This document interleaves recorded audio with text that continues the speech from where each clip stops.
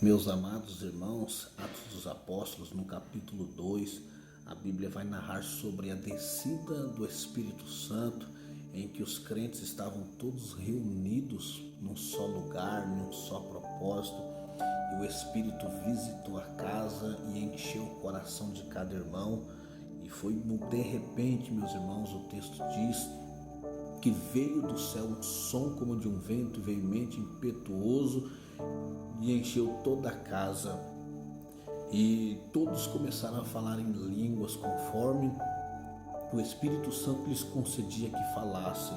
E todos que estavam do lado de fora começou cada um ouvir na sua própria língua, e as maravilhas de Deus aconteceu naquele dia. Lê lá depois Atos dos Apóstolos capítulo 2, e o texto continua dizendo, meus irmãos, que alguns homens passavam do lado de fora e começaram a dizer: eles estão embriagados, estão cheios de mosto, eles encheram foi a cara. Mas a Bíblia diz que Pedro toma a palavra e Pedro começa a dizer: meus irmãos, ninguém aqui está embriagado. O texto começa a dizer que Pedro começa a pregar a palavra. Olha só, meus irmãos, Pedro, que outrora pegou uma espada para ferir a orelha de um soldado, agora está cheio do Espírito Santo, ouvindo alguém brincando com ele, brincando com o que está acontecendo no dia de Pentecoste. Agora Pedro não está mais irado, agora Pedro não tira mais uma espada, agora Pedro se levanta, mas é para pregar a palavra de Deus. Olha o que o Espírito Santo de Deus faz, meus irmãos, quando ele enche o coração de alguém. Você precisa ser cheio do Espírito Santo.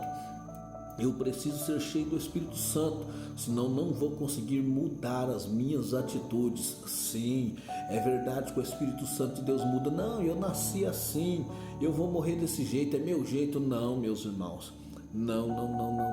O Espírito Santo ainda muda caráter, o Espírito Santo ainda muda postura, o Espírito Santo ainda muda temperamento. É por isso que nós precisamos participar de um dia do cenáculo, no lugar da adoração, para que de repente o Espírito entre e opere com grande poder em nossas vidas. E o texto diz que Pedro está pregando a palavra. Pedro começa a anunciar a palavra e a multidão agora está ouvindo atentamente. No versículo 37 do capítulo 2 de Atos, o texto diz que eles compungiram-se em seus corações, ou seja, eles começaram a se arrepender, se afligir pela pregação da palavra de Deus. E eles fazem uma pergunta: varões, o que a gente pode fazer? O que a gente faz agora? E Pedro diz para eles: vocês precisam se arrepender e ser batizados para o arrependimento, para a remissão de pecados. E o texto diz, meus irmãos, que aqueles homens ouvem a palavra, se convertem a Deus, e naquele dia é agregado na igreja quase 3.000 almas que de bom grado aceitaram a Cristo como Salvador. Primeiro, então, eu preciso estar no lugar da oração. Eu preciso buscar a face de Deus. Segundo, quando Deus entrar no meu coração, Ele vai mudar minha postura. E depois que eu estiver cheio do Espírito Santo, vai me dar autoridade e poder para pregar a palavra. E a Bíblia diz que é Deus que acrescenta as almas que vão ser salvas. Então eu preciso acreditar no poder de Deus e na ação de Deus e em tudo que Deus está fazendo. Olha aqui, não se preocupe, porque não é por muito falar que nós seremos ouvidos. Se preocupe em estar no lugar da oração, em ser cheio do Espírito Santo, em pregar com simplicidade a palavra de Deus, e o resto é Deus que vai agir, porque é o Espírito Santo que convence o homem do pecado, da justiça e do juízo. E o texto diz que eles começaram a andar todo mundo junto.